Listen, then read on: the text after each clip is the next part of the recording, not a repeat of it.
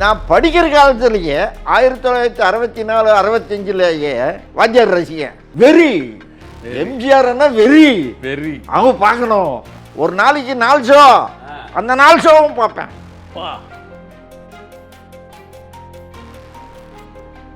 ஏன் ஸ்டாலின் நானும் கூட எத்தனையோ தடவை பார்த்துருக்கோம். தலைவர் படத்தை ஸ்டாலின் சார். ஆமா, நிறைய சார். பொழுதுபோக்கு எம்ஜிஆர் பாட்டு, எம்ஜிஆர் படம் தான் சார்.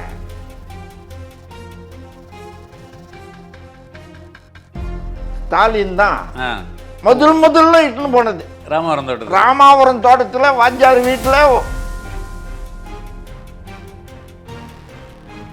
ஆனால் வழக்கு இருந்தது. இப்போ கூட அந்த வழக்கு இருக்குதா இல்லையான்னு சொல்லிட்டு போலீஸ் ரெக்கார்ட் புக்குன்ட்டு இருக்கும். அந்த ரெக்கார்டு புக்கில் கண்டிப்பாக அவர் பேர் இருக்கு, எம்ஜி ராமச்சந்தர்.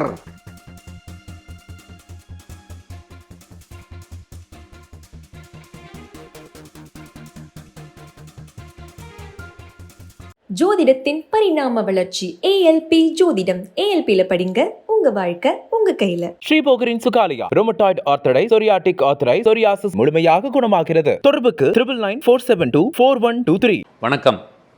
இனிய தமிழ் நெஞ்சங்கள் அனைவருக்கும் வணக்கம். தங்கத் தலைவன் அப்படிங்கிற பேரில் நம்ம ஓம் சரவணபவ சேனலில் புரட்சி தலைவர் பற்றிய நிறைய பதிவுகளை பார்த்துட்டு வரோம். இதில் இன்றைக்கி நம்ம சந்திக்க போகிறது, இப்போ ஓட்டேரின்னு ஒரு இடம் இருக்குது மெட்ராஸில். ஓட்டேரினாவே எல்லாமே அதாவது பயந்து ஓடுவாங்க ஓட்டேரி அப்படின்னு.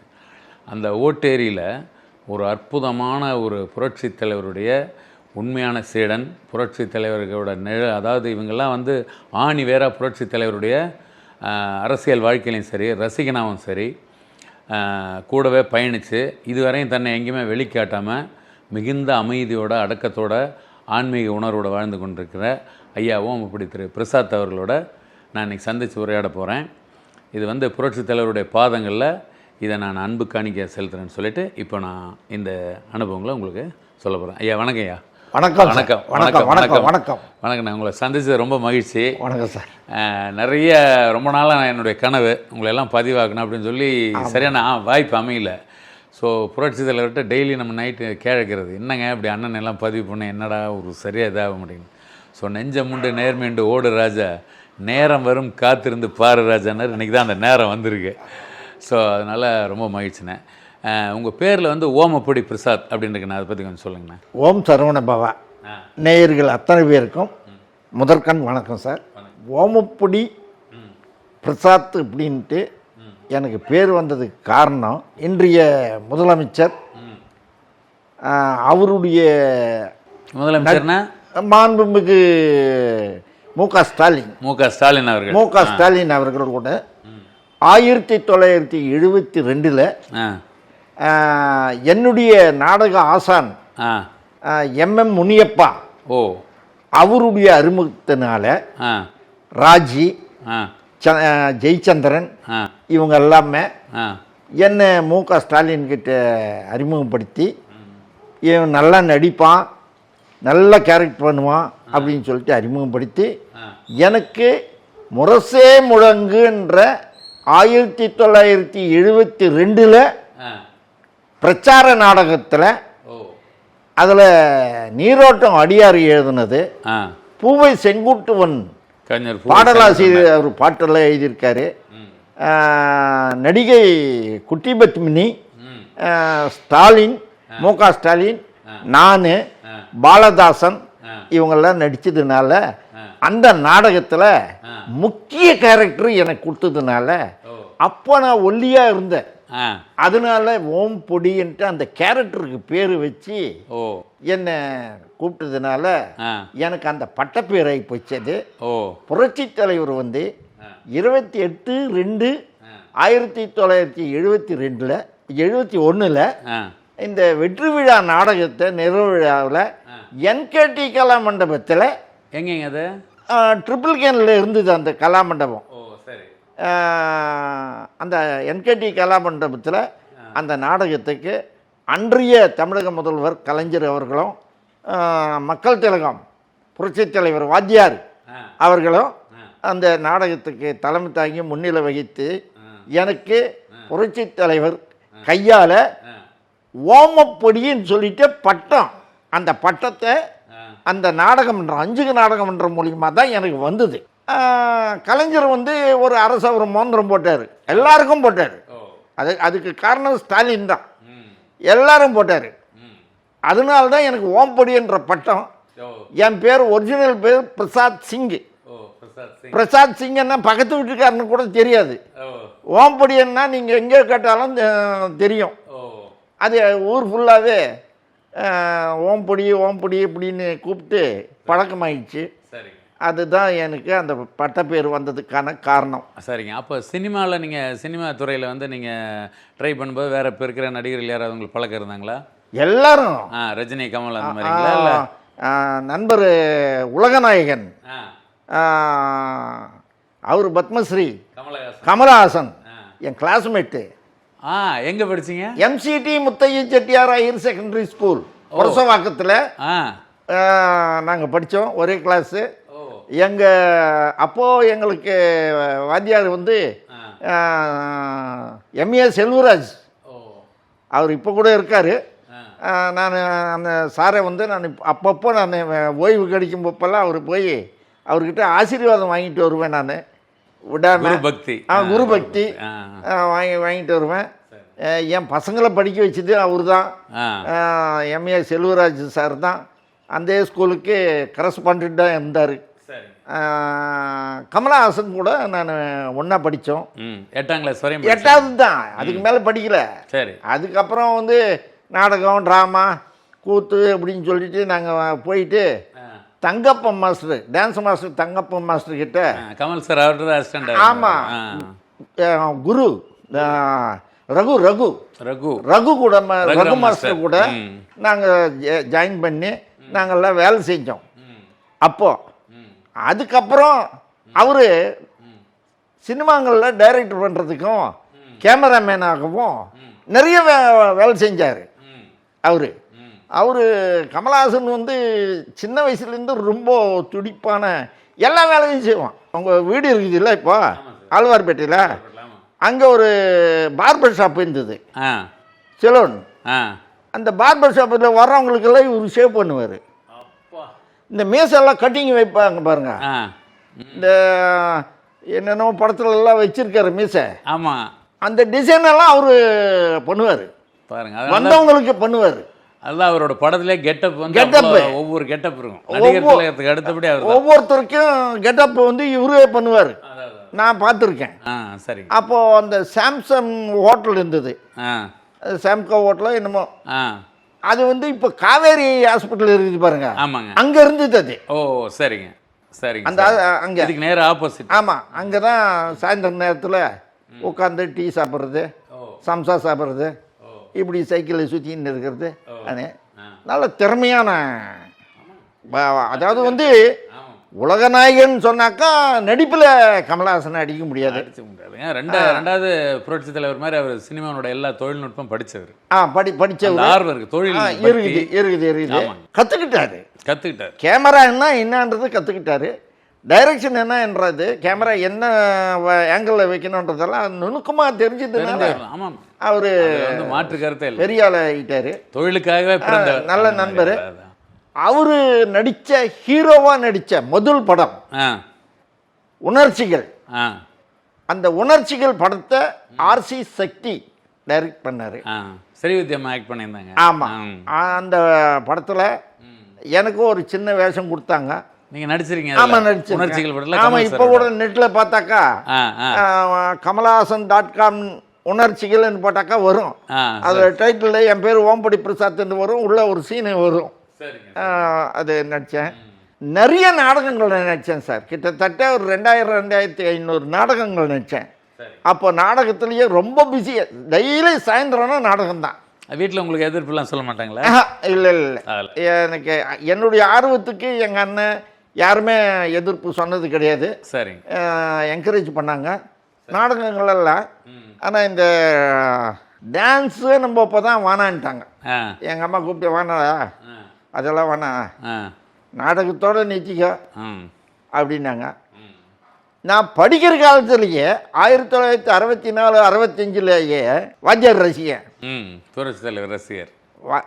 இன்னைக்கு புரட்சி தலைவர், அன்னைக்கு வாத்தியார் தான். வாத்தியார் தான். எங்களுக்கு வாத்தியார் தான் எங்களுக்கு தெரியும். நாங்கள் எல்லாமே சைக்கிள் எடுத்துக்கிட்டு ஒரு படத்தை 10 தடவை பார்ப்போம். யார் இருப்பாங்க சைக்கிளில்? ஏரியாவில் இருக்கவங்க அத்தனை பேர் நாங்கள் போவோம். ஓ, ஏன் ஸ்டாலின் நானும் கூட எத்தனையோ தடவை பார்த்துருக்கோம்.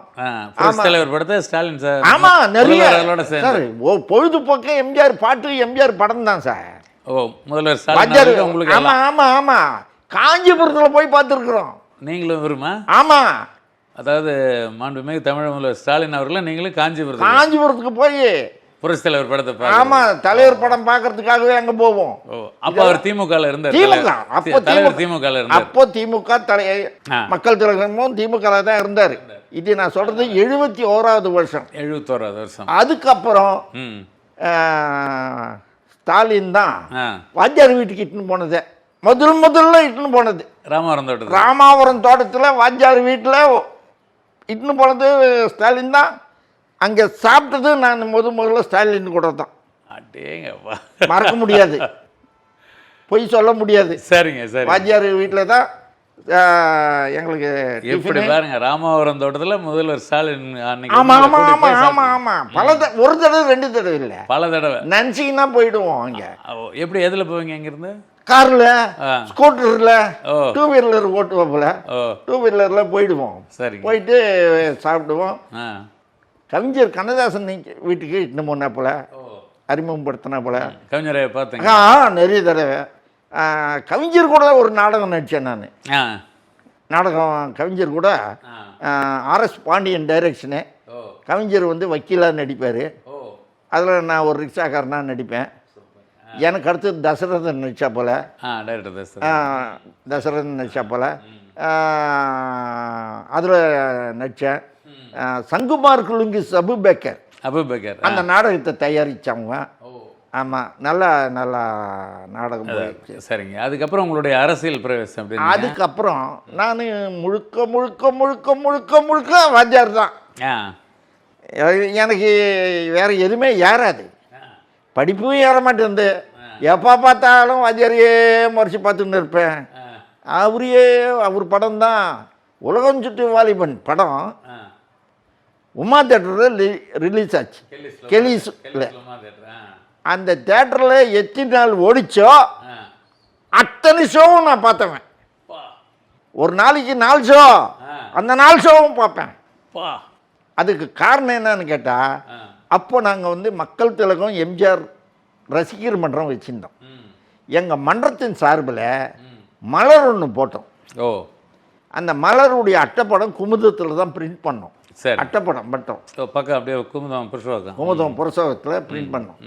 அது வந்து ஒரு 3000 காப்பீஸு போட்டோம். போட்டு அப்போவே ₹1 அதுக்கு ரேட்டு வச்சு, அது புக்குங்க விற்கணுமே, நாங்கள் என்ன பண்ணுவோம், அது தேட்டரில் Kuppusamy owner, Uma theatre owner Kuppusamy மொழியார், அவர்கிட்ட சொல்லி நேராக நாங்கள் உள்ளே போயிடுவோம். அவர் என்னை மட்டும்தான் விடுவார். உள்ளே விட்டாருன்னா நாங்கள் அந்த பாட்டு புக்கு விற்கிற மாதிரி இந்த மலர் விற்போம். எல்லாம் தீர்ந்து போச்சு, டக்குன்னு விற்றுரும், தீர்ந்து போச்சு. இதுதான் சாக்குன்னு சொல்லிட்டு அவர் சொல்லிட்டாருன்னு சொல்லிட்டு எல்லா ஷோவும் பார்க்க ஆரம்பிச்சு நின்றுனே பார்ப்பேன். மற்றவங்களுக்கு சீட்டு வச்சு அவன் காசு கொடுத்துட்டு வந்தானே, நாங்கள் கதவு ஓரமாக நின்று வதச்சிக்கினே இருப்போம். இந்த வந்து வரலாறுல பார்க்க நினச்சி கூட பார்க்குறேன் நான். இத்தனை ஷோ எப்படி பார்த்தோம்ன்ட்டு அந்த ஒரு பக்தி, அந்த ஒரு வெறி, அவ்வளோ வெறி எம்ஜிஆர்னா வெறி. அவங்க பார்க்கணும், அவர் என்ன சொல்கிறாரு கேட்கணும், கேட்டுக்கினே இருக்கணும். அப்படியே சார் எல்லாருமே அந்த காலத்தில் இருந்து இப்போ கூட சார் எம்ஜிஆர் மாதிரி ஆர்ம்ஸ் கட்டுவாங்க, அப்படின்னு காட்டுவாங்க. எம்ஜிஆர் மாதிரி காட்டுவாங்க, எம்ஜிஆர் மாதிரி ட்ரெஸ் பண்ணிக்கிறோம், எம்ஜிஆர் மாதிரி இன்னைக்கு கூட எம்ஜிஆர் ஃபார்முலான்னு தான் சொல்கிறாங்க. எம்ஜிஆர் ஃபார்முலா தான். ஆமாம் சார். அவர் ஃபேண்ட்டு போட்டார் பார்த்தீங்களா, இண்டஸ்ட்ரியில் யாரும் அந்த மாதிரி ஃபேண்ட்டு போடல, எல்லாம் அதே தான் வந்துருங்க. இன்னைக்கு அந்த ஃபேண்ட்டு வந்துச்சு மறுபடியும், எல்லாம் அவ்வளோதான், பேர் வேறு, அவ்வளோதான். ஆமாம், எல்லாமே அவர் மாதிரி ஒரு அவர் வந்து ஒரு டிக்ஷனரிங்க, அவர் வந்து டிஸ்டினி. அதான் டிக்ஷனரியில் இந்த வார்த்தை இல்லைன்னு சொல்ல முடியாது. இப்போ நீங்கள் சொன்னீங்க பார்த்தீங்களா, ஆமாம், அவர் ஒரு வரலாறு புஸ்தகம். ஆமாம், அது இல்லாத எதுவுமே இல்லை. ஆமாம், நமக்கு ஏதாவது சந்தேகம் வந்ததுன்னா ஒரு சாப்டர் எடுத்து பார்த்தா நமக்கு சந்தேகம் தெரிஞ்சுவிடும். அந்த அளவுக்கு சினிமா துறையாக இருந்தாலும் சரி, அரசியல் துறையாக இருந்தாலும், பொதுத்துறையாக இருந்தாலும், நன்கொடையாக இருந்தாலும், எல்லா துறையிலையும் முதலிடம் பிடிச்சவர் அவர். எல்லாம் அதனால்தான் அவர் இன்னைக்கு கண்கண்ட தெய்வமாக இருந்து 38 ஆண்டுகள் ஆகிப்போச்சு. இது 38வது ஆண்டு தொடக்க விழா, நினைவு நாள் விழா. இன்னைக்கும் ஜனங்க வந்து ஏழைங்க மறக்காம வாழையடி வாழையாக, வாழையடி வாழையாக அவருடைய பேரும் புகழும் எல்லாரும் நினச்சி பேசுகிறோம். இப்போ எப்படின்னா, அதுக்கு ஒரு பாட்டு இருக்கு, நம்ம கலைஞர் அவர்கள் தயாரித்த படம் எங்கள் தங்கன்னு ஒரு படம். நான் செத்து வாலி சார் எழுதினேன். நான் செத்து பிழைச்சவன்டா எமனை பார்த்து சிரிச்சேன். அதில் ஒரு வாழை மலர் போல் வெட்ட வெட்ட வெளுத்து, சங்கு மலர் போல் சுட சுட வெளுத்து அப்படின்னு அது மாதிரி இருக்காரு. அதே மாதிரி 3 எழுத்துல என் மூச்சு இருக்கும், முடிந்த பின்னாலும் பேச்சு இருக்கும் அதெல்லாம் அப்படின்னு சொன்னது இன்ன வரை அது நடந்தது. அதெல்லாம் வாழ்க்கையே போயிடுச்சு சார். அது அப்போ பாட்டா இருந்தது, அது பாட்டா இருந்தது, அது பாடமா இருக்கு. நாடோடி மண்ணில் பாடின பாட்டுங்க ஒரு அரசவை அமைச்சாரு. ஆமா, அரசவையிலே அந்த திட்டங்கள் எல்லாம் கொண்டு வந்தாரு. நாளை போட போறேன் சட்டம், பொதுவில் நன்மை புரிந்திடும் திட்டம். யார் சார் செய்வாங்க உலகத்துல? உலகத்துல நான் இந்தியான்னு சொல்ல மாட்டேன், உலகத்திலேயே யாருமே கிடையாது. ஆக்சுவலி இப்போ அமெரிக்கால எல்லாம் ரீகன்லாம் சொல்லுவாங்க, அவரெல்லாம் கூட அந்த மாதிரி கிடையாது. இல்ல சார், அவரு நடிச்சுட்டு போனாரு அவ்வளவுதான். ஆனா இவரு மக்கள்கிட்ட கருத்தை எடுத்துன்னு போய் சொல்லியிருக்காரு. ஒவ்வொரு கருத்தும் மக்களுக்கு ஃபுல்லா பாசிட்டிவ் தான், நெகட்டிவா கிடையாது சார். யார் பார்த்தாலும் இன்னைக்கு அவர் கொண்டு வந்த திட்டங்கள் என்ன சார், இன்னைக்கு ஏழைங்க பெரிய பெரிய ஐஏஎஸ் ஐபிஎஸ் ஆஃபீஸர்ஸ் எல்லாம், நான் எம்ஜிஆர் போட்ட அந்த சத்துணவுனால தான் நானும் இன்னைக்கு நான் இந்த அளவில் இருக்கேன். சொல்லும் போப்போ எப்படி இருக்குது தெரியுங்களா? ஆமாங்க. கடவுளே எப்படி இந்த திட்டம் வந்தது உனக்கு அப்படின்னு மனசில் நம்ம நினச்சி பார்க்குறோம் சார். அவர் எப்படி வாழ்ந்தார், அவர் வாழ்க்கை என்ன, அந்த என்எஸ்சி போஸ் ரோட்டில் அந்த வீட்டில், சின்ன வீட்டில் நாங்கள் பார்ப்போம். அதாவது இப்போ கூட அவர் மறைஞ்சதுக்கு அப்புறம் கூட நான் நிறைய நண்பர்களை இட்டுன்னு போய் ஆட்டோவில் இட்டுன்னு போய் நிறுத்தி, இந்த வாத்தியார் இந்த வீடு நான் அதை எடுத்து வச்சுருக்கேன், என்கிட்ட இருக்கு. ஒருத்தர் விற்பார், இதில் தான் வாத்தியார் இருந்தார் அப்படின்னு பல தகவல்கள் எனக்கு பல பேர் சொன்னாங்க, இப்போவும் சொல்லிக்கிட்டு இருக்காங்க. தலைவர் வந்து வால்டெக்ஸ் ரோட்டில் இருக்கிற எலிஃபெண்ட் கேட்டு போலீஸ் ஸ்டேஷனில் அவர் மேலே ஒரு வழக்கு, சுதந்திர போராட்ட தியாகி அவர் மேலே வழக்கு இருந்தது. உடனே அவர் அண்ணன் பெரியவர் சக்கரபாணி அவர் வந்து அங்கே இருக்கவங்க எல்லாரையும் கூட்டின்னு போய், தம்பி ஏதாவது ஆகிட்டு போகிறேன்னு சொல்லிட்டு இட்டுன்னு வந்துட்டார். ஆனால் வழக்கு இருந்தது. இப்போ கூட அந்த வழக்கு இருக்குதா இல்லையான்னு சொல்லிட்டு போலீஸ் ரெக்கார்ட் புக்குன்ட்டு இருக்கும். அந்த ரெக்கார்டு புக்கில் கண்டிப்பாக அவர் பேர் இருக்கு, எம்ஜி ராமச்சந்தர் சந்தர் அப்படின்னு இருக்கும். ஆமாம், அப்படி ஃபர்ஸ்ட் எம்ஜி ராமச்சந்தர், அப்புறம் எம்ஜி ராமச்சந்திரன், அப்புறம் எம்ஜிஆர். ஆமாம் ஆமாம், அது அப்படி சந்தர் அப்படின்னு இருந்தது. அவர் நான் சின்ன வயசில் பார்க்கல, எங்கள் அப்பா சொல்லுவார், அந்த வால்டாக்ஸ் ரோட்லேருந்து கெலீஸில் இருக்குது நியூட்டன் ஸ்டுடியோ. கெலீஸில் நியூட்டன் ஸ்டுடியோ இருக்குது. இப்போ மம்மி டேடிக்கு எதிர்க்க அது ஸ்கூல் ஆகி போச்சு. சரி, இப்போ சிபிசி ஸ்கூல் ஆகி போச்சு. அது அந்த இடத்துல ஸ்டுடியோ சிட்டாடல் நியூட்டன் ஸ்டுடியோன்ட்டு இருக்கும். சரி, அந்த ஸ்டுடியோ அப்போது பொரசாகத்தில் வால்டாக்ஸ் ரோட்லேருந்து அந்த யானகோணி பிரிட்ஜி மேலே ஏறி அப்படியே சோழிக்கு வந்து பொரசாகத்துக்கு வந்து நடந்து வருவாராம் சார். நடந்து வருவாராம், அந்த ஜுப்பா போட்டுட்டு இப்படி தள்ளிட்டு நடப்பாராம். கலரு அப்போவே கலரு.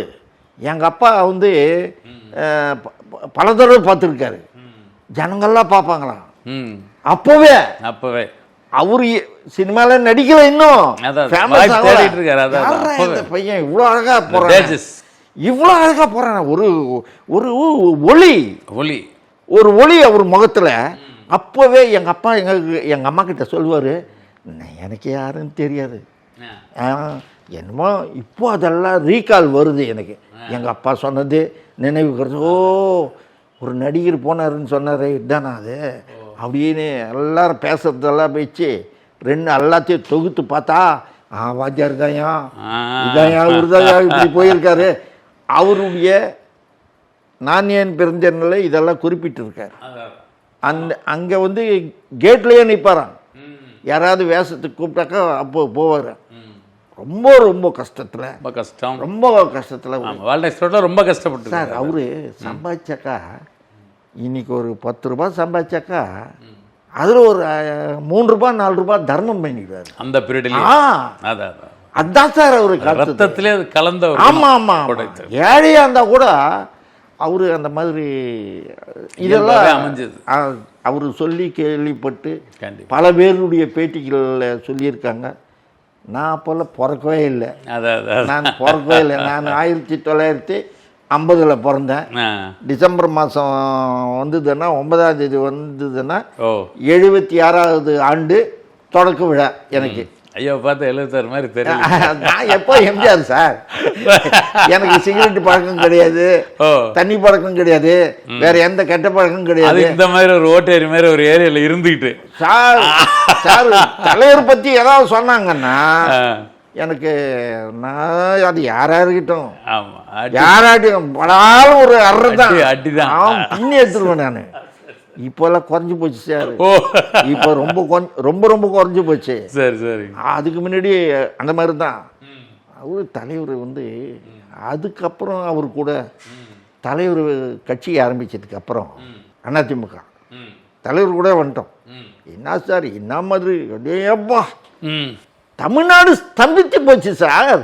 அவர் கட்சி ஆரம்பிக்குமாப்பா, அவர் கட்சி ஆரம்பிக்கிற எண்ணமே கிடையாது. அவர் கட்சி ஆரம்பிக்கிற எண்ணம்லாம் கிடையாது. சும்மா கால சூழ்நிலை அந்த மாதிரி ஆயிடுச்சு. கடவுள் கட்டளை, அவ்வளோதான். ஆண்டவன் கட்டளை சார் அது. கண்டிப்பா ஆண்டவன். அந்த அம்மா மூகாம்பிகை அம்மா அந்த அவருக்கு கொடுத்துருக்கிற கட்டளை, நாட்டை காப்பாற்றணும் நீ தான் அப்படின்னு சொல்லிட்டு கட்டளை கொடுத்துருக்காங்க. அந்த அம்மா தாய் கொடுத்ததுனால தான் அவர் வந்து நல்ல காமராஜனால தான் அவருக்கு முதலமைச்சரானார். கட்சி ஆரம்பிச்சதே அவரால தான். இது யாருக்காவது தெரியுமா? தெரியாது, யாருக்கும் தெரியாது. தெரியாது. ஓ, காமராஜர் அப்போ நான் சொல்றது வந்து 71ல் அவர் தோத்துட்டாரு. 69ல் அண்ணாவுக்கு பிறகு அண்ணா காலமாயிட்டாரு.